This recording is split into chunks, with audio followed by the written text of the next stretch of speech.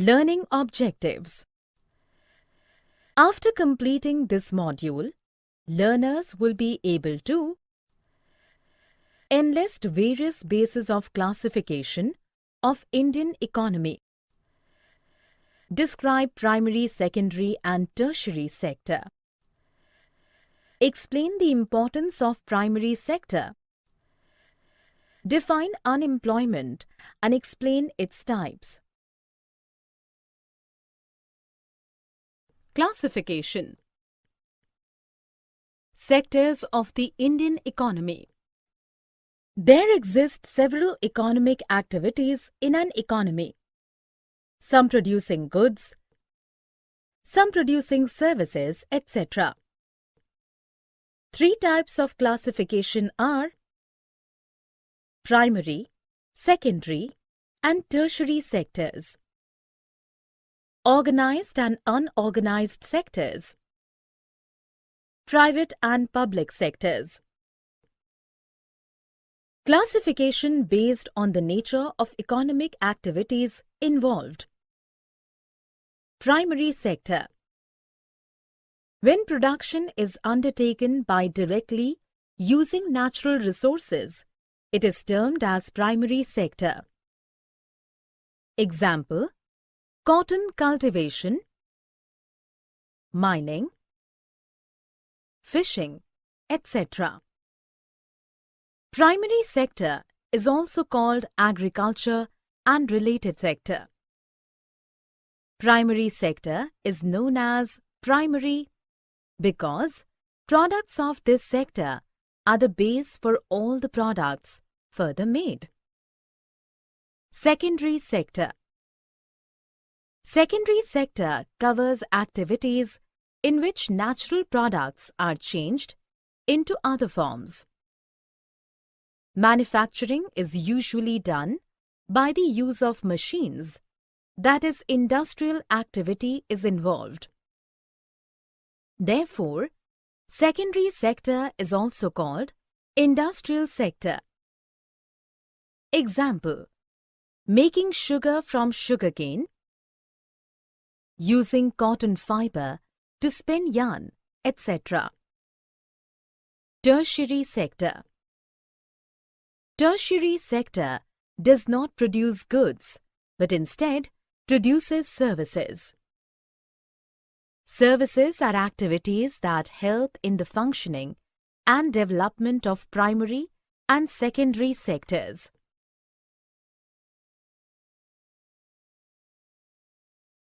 Comparing the three sectors. Every economic activity falls into one or the other sector. All the sectors have large number of employees and they produce large number of goods and services. How do we count the various goods and services and know the total production in each sector? A large magnitude of goods and services are produced. Economists suggest that value of goods and services should be added rather than adding up actual quantities, because adding up quantities would be a tedious task, nearly impossible. A precaution needs to be taken that only final value of goods and services needs to be added, because the value of final goods already includes the value of all intermediate goods used up in the production of final goods. Example: a farmer sells wheat to a flour mill for 12 rupees per kg. Mill grinds wheat and sells flour at 18 rupees per kg to the bread company, which uses flour, sugar, oil, etc. to make breads, which it sells for 25 rupees per packet. Breads are final goods. Intermediate goods are completely used in production of final goods. Final good produced already includes the value of all intermediate goods and services that is used in its making.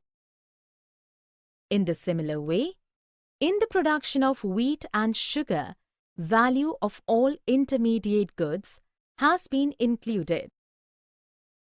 If value of every good is to be added, we will end up adding the same value multiple times, called the problem of double counting. The value of final goods and services produced in each sector in a particular year gives the total production of the sector for that year. Gross domestic product. If we add them, we get the total production within a country in a year. It is called the gross domestic product or GDP. GDP shows the size of the economy. Higher the GDP, bigger the economy. The work of calculating GDP in India is done by Central Government Ministry. Historical change in sectors. In the initial stages of development, primary sector emerged as the most important sector of economic activity. As farming methods began to change, the agricultural sector started to prosper by producing much more food than before.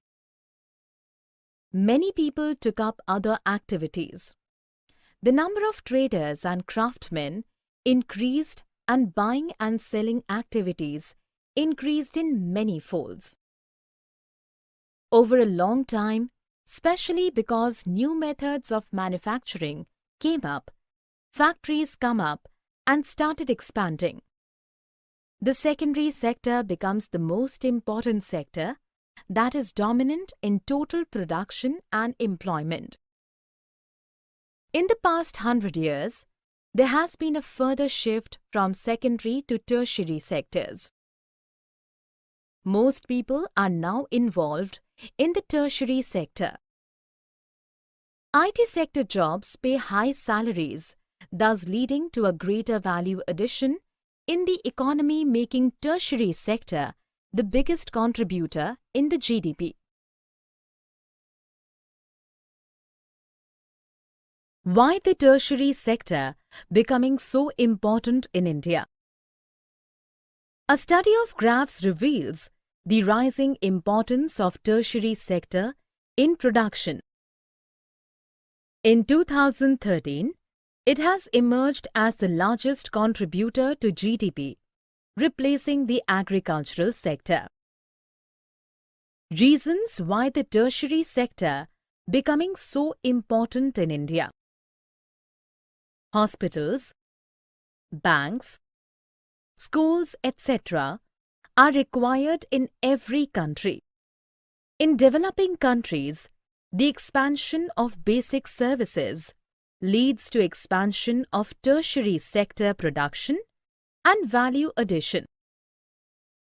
Development of agricultural and industrial sectors leads to improvement and expansion of services.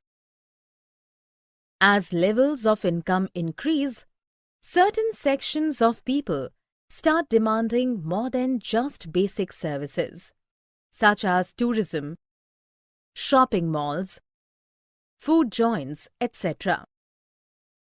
Thus, demanding more and high-quality services, increasing the value addition of tertiary sector. Discovery and expansion of new industries such as information and technology and communication technologies have become important and essential. Where are most people employed? Most people are still employed in the agricultural sector, whereas the tertiary sector is the biggest contributor to GDP. Why didn't a similar shift happen in case of employment? It's because not enough jobs were created in secondary and tertiary sectors. From 1973 to 2012, even though industrial production and tertiary sector production went up by 9 and 14 times respectively, employment went up by only 2.5 times and 3 times respectively. The primary sector continues to be the largest employer even now because less jobs were created in the secondary and tertiary sectors.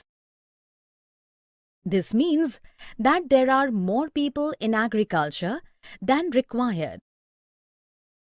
Production will not be affected even if a few of them are removed. They are underemployed. This kind of underemployment is hidden in contrast to someone who does not have a job and are clearly visible as unemployed, and it is also called disguised unemployment.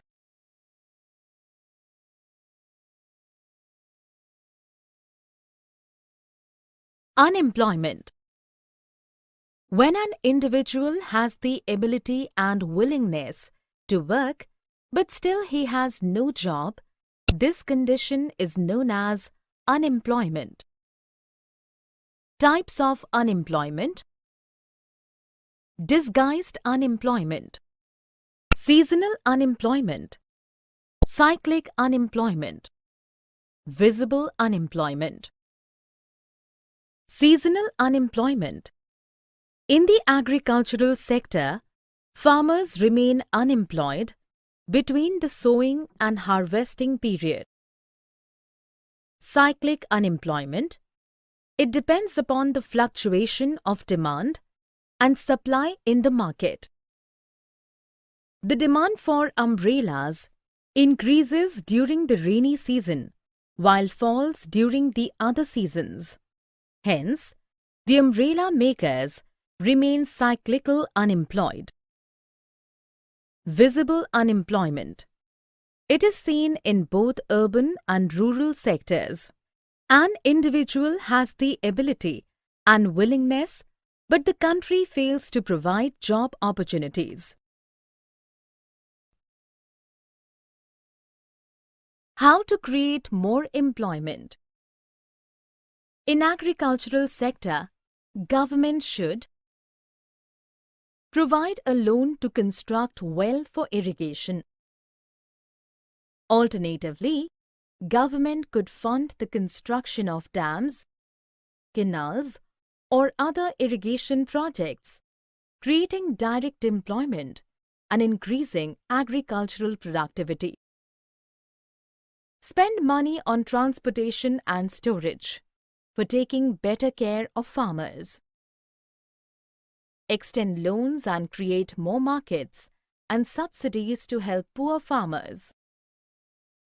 Another way is by locating and promoting agricultural-related industries and services such as cold storage, dal mills, etc.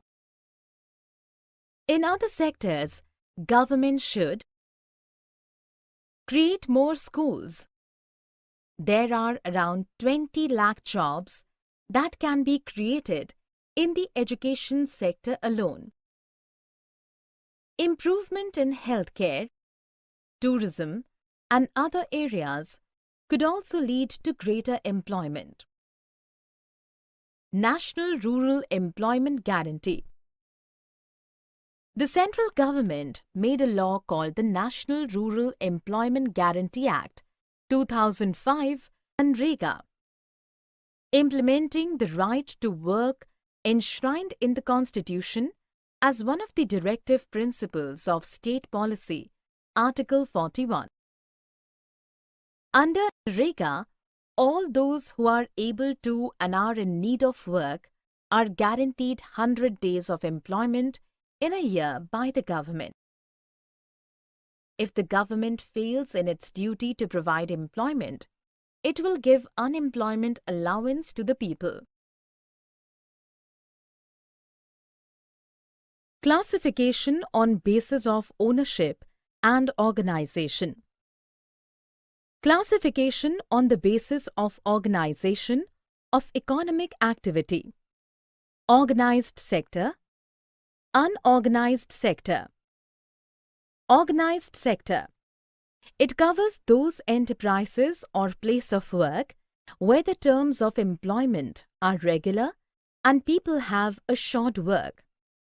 They are registered by the government. They abide by laws of the government.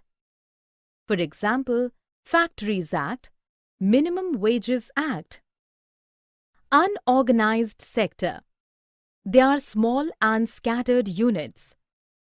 They are outside the control of government and do not follow rules and regulations. Jobs are low paid and irregular. Employment is not secure with no benefits. The workers of unorganized sector also face social discrimination. Protection and support to the unorganized sector workers is necessary for both economic and social development. Classification on the basis of ownership. Public sector, private sector. Public sector. In public sector, the government owns most of the assets and provides all the services. For example, railways. Their motive is public and social welfare. Private sector. In private sector, the ownership of assets and delivery of services is in the hands of private individuals and companies. For example, Tisco. Their motive is to earn profits. Various infrastructure development projects require huge investments and the return is also very less. So the private sector is less inclined to invest in them.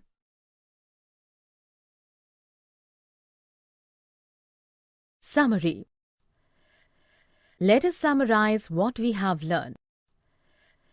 Primary sector.